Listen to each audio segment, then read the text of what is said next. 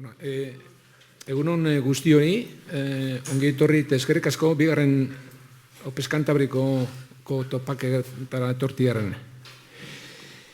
Buenos días a todos y a todas, bienvenidos y bienvenidas y gracias por acompañarnos en el día de hoy en esta jornada, en especial a nuestros ponentes y a las personas que me acompañan en esta mesa inaugural, doña Silvia Solís, subdirectora general de Sostenibilidad Económica y Asuntos Sociales, y a don Leandro Azcue, que es director de Pesca y Acuicultura del Gobierno vasco. Este evento, que es el segundo, el primero se celebró en Donosti el año pasado, y el siguiente se celebrará, si Dios quiere, en Cantabria, enmarcado en el Plan de Producción y Comercialización de Pescantábrico 2023 y cofinanciado por el FEMPA y el Ministerio de Agricultura, Pesca y Alimentación, nació con el objetivo de mantener a todos los asociados debidamente informados sobre las últimas tendencias de aplicación para el sector. Por ello, en este 2023 celebramos esta segunda edición, como os he dicho, de nuestra Jornada Cantábrica. Durante la misma, como conocéis en el programa, trataremos temas como las novedades en torno al nuevo reglamento de control de la pesca, que seguro que estamos un poco perdidos, no sabemos en qué situación nos encontramos y todos los debates que se están suscitando, a pesar de todas las informaciones que tenemos, pero bueno, que Clara Aguilera ya nos informará. El nuevo informe económico de la flota pesquera de la Unión Europea, que nos presentará Raúl, proyecto de mejora de gestión pesquera Math for Fish, el nuevo estándar MSC, en el que estamos involucrados, tanto con el bonito como la anchoa, y tratando de aplicarlo también en el verdel y en la sardina, o en la sardina y el verdel, por los tiempos.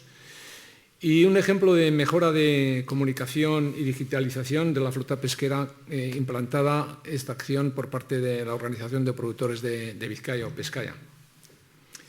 Para exponer todas estas temáticas, evidentemente, hemos querido reunir a grandes expertos y expertas de organismos especialistas y especializados. Para Pescantábrico, pensamos que es muy importante la organización de este tipo de eventos, en los que, al tiempo que destacamos la importancia que tiene el sector pesquero, resolvemos dudas respecto a las normas de aplicación a nuestras flotas, propiciando el diálogo entre todos nosotros y cooperación, incluso con otras entidades vinculadas a la pesca y al sector de investigación, muy importante. Y sin más dilación, doy la palabra a doña Silvia Solís, subdirectora general de Sostenibilidad Económica y Asuntos Sociales. Adelante, Silvia. Gracias. Así están activados. Gracias, Aurelio.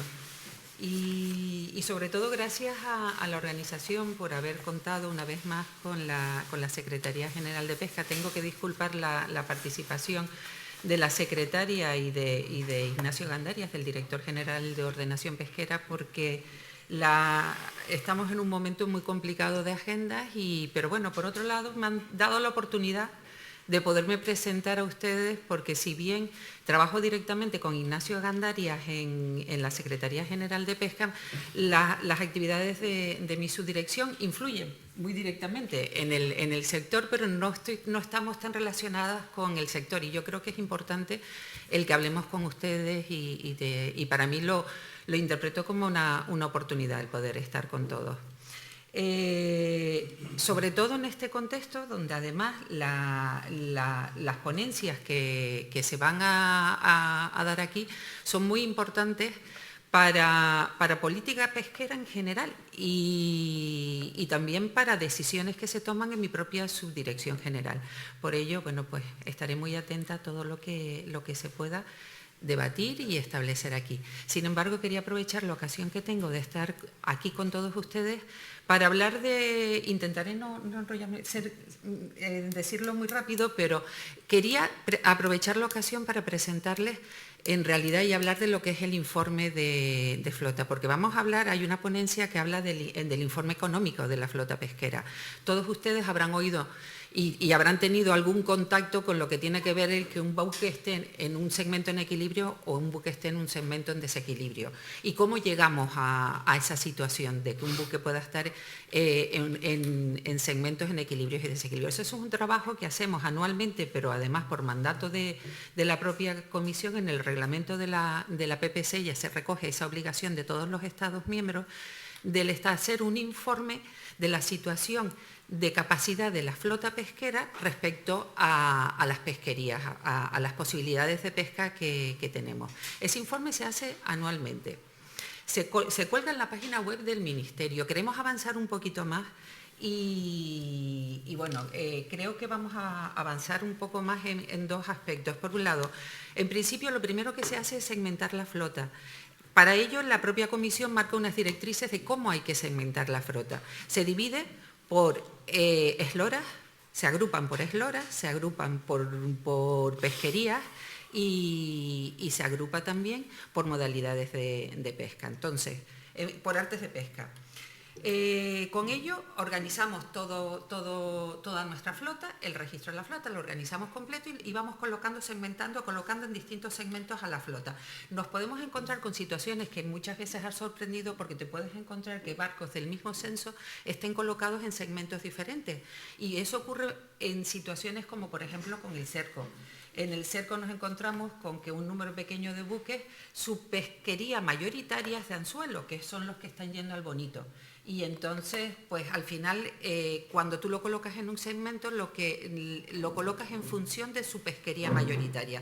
Eso lo calculamos más o menos con las notas de ventas, vemos qué tipos de desembarques está haciendo cada uno de los barcos, individualmente los colocamos en sus segmentos y entonces después empezamos a trabajar con los indicadores. Por un lado, tenemos 3 indicadores con los que estamos trabajando. El económico, que no voy a hablar nada porque vamos a tener una ponencia que nos va a hablar muchísimo y muy bien seguramente nos los aclarará todo de lo que tiene que ver con los indicadores económicos, que son a corto y a largo plazo. El indicador biológico, o sea, los que más peso tienen a la hora de tomar la decisión de si colocar un buque o no en un segmento, viene a ser el indicador biológico y en segundo lugar va el económico. Después hay otro indicador que es el técnico, pero que ese tiene mucho menos peso a la hora de tomar decisiones. ¿Qué problemas estamos teniendo en España a la hora de colocar todos los buques? La falta de indicadores biológicos. ¿Qué tenemos que seguir avanzando? Trabajando para intentar tener información biológica que nos permita tener un buen indicador biológico, porque si no nos vamos a tener que limitar a trabajar con el económico.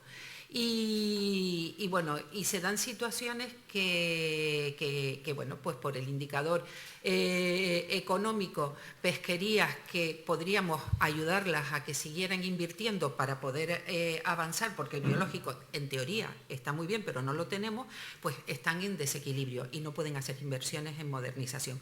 La importancia que tiene cuando hacemos esto es porque al final todos ustedes saben que los fondos, las ayudas que se pueden dar de fondos europeos van a estar condicionadas porque un buque esté colocado en un segmento en equilibrio o en desequilibrio.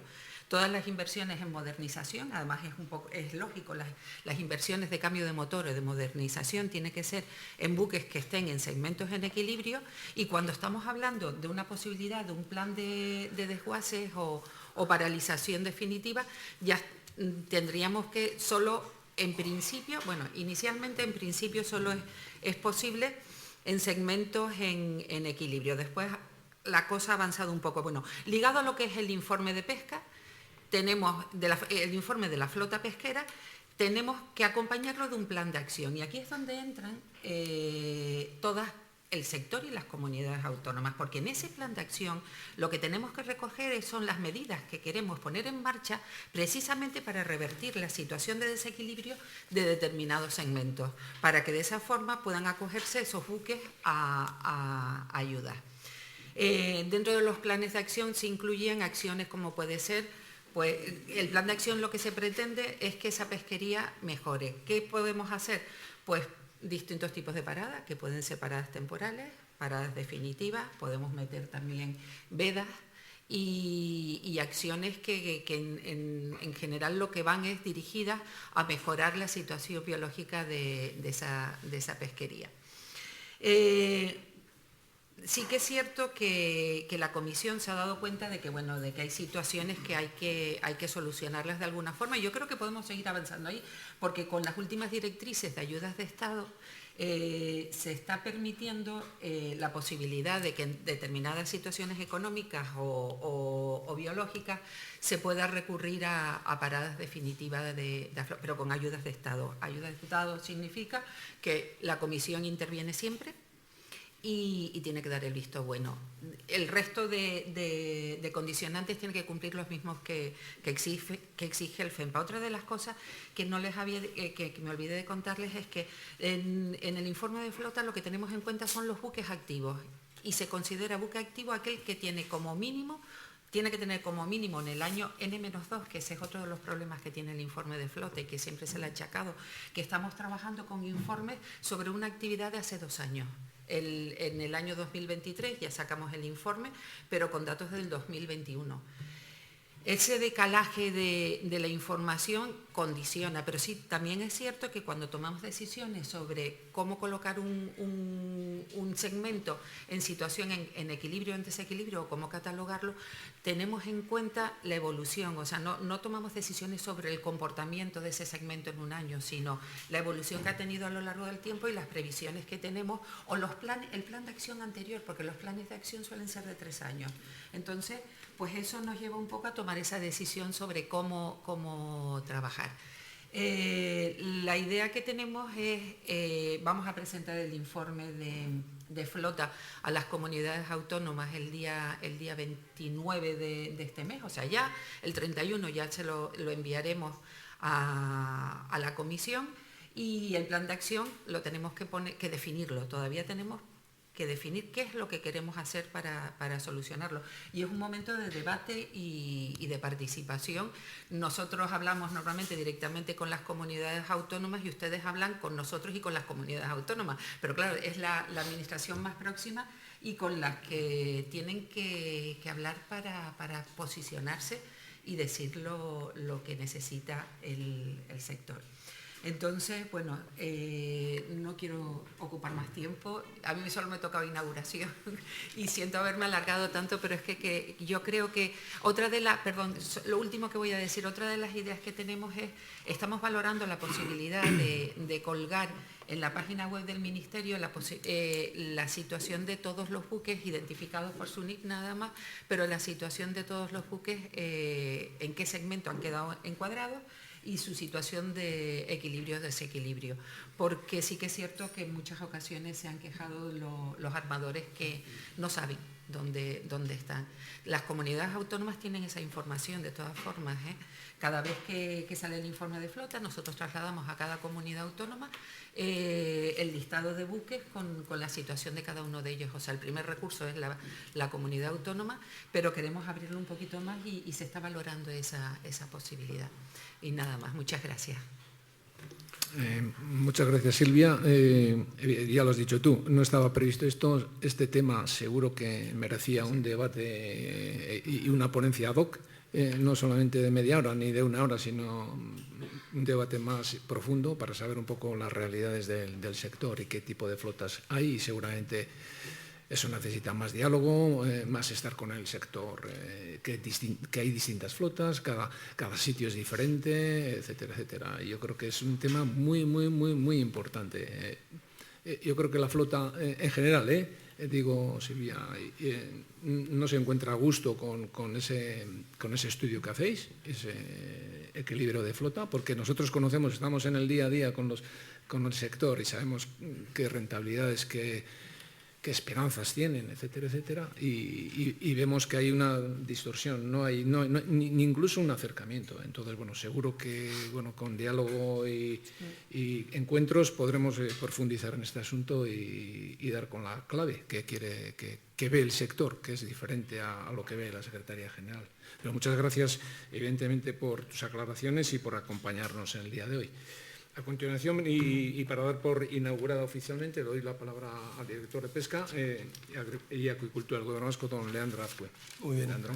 Bai, eskerrik asko Aurelio, eta ongi etorriak gaur hemen zaudeten guztioi, bienvenidos a todos. Rápido, porque si no el tiempo se va y como siempre suele terminar tarde, me dice Amaya que acelere. Dos cosas. Bueno, primero agradecer a OPES Cantábrico la deferencia de habernos invitado para inaugurar esta jornada. Felicitar, como se dice en el árbol televisivo, a los que estáis detrás de las cámaras, en este caso a Gemma, a Maya y a todo su equipo por organizar esta jornada. El año pasado les eché la bronca porque la hicimos en Itxasechea y justo cuando empezaba el debate pues iba la gente a comer y allí se montó un pequeño cirio donde no nos escuchábamos unos a otros y apenas nos oíamos. Hoy también hay que hacer una pequeña crítica, siempre constructiva y mejorando, porque es un lujo tener a Silvia Solís aquí. Siempre todos queremos que vengan los políticos para que los políticos nos oigan y escuchen de viva voz nuestras críticas y nuestras quejas y nuestras sugerencias, pero Silvia Solís es la subdirectora, mano derecha de Ignacio Gandarias, y lleva fundamentalmente el tema que ha expuesto corriendo y deprisa, por lo cual pido a la organización que la última clausura, Eugenio se limite a decir que adiós y hasta la próxima, y Silvia tenga oportunidad de expresarse un poco más, digamos, más tranquilamente, de cómo narices hace ese famoso informe de flota que todas las comunidades autónomas intentamos explicar al sector. Porque como ¿Hacemos un monográfico? Bien, pues sí, pues habría que hacer un monográfico. Había que hacer un monográfico, de ahí la crítica a Gemma y a Maya de que la próxima vez, lógicamente, sin desmerecer a los ponentes que habéis venido y los temas que se van a tocar, que son todos ellos muy interesantes, también entiendo que es un tema de rabiosa actualidad, como se decía antes, el tema del informe de flota que se va a presentar a finales de este mes, como ya decía, las comunidades autónomas el lunes. Vamos a ver qué sorpresas nos depara y vamos a ver cómo narices podemos explicar al sector los resultados de ese informe, porque como bien ella dice, es un informe que se basa por datos estadísticos, en datos de hace 2 años. Hace 2 años, pues bueno, afortunadamente Putin todavía no le había dado la orden de invadir Ucrania, y la realidad de la flota pesquera de hace 2 años pues no tiene nada que ver con la realidad de la flota pesquera hoy. Los insumos, que os voy a decir, todos los conocéis, sobre todo el tema del combustible, hace que la rentabilidad de la flota esté a día de hoy bajo mínimos, ¿no? Y la segmentación de la flota, ¿qué os voy a decir? Si alguno incluso me escuchasteis en aquel momento, cuando en el FEMP anterior estaba abierta la posibilidad del desguace, como bien ella comentaba, había que segmentar la flota y había que colocar cada barco en un segmento de flota.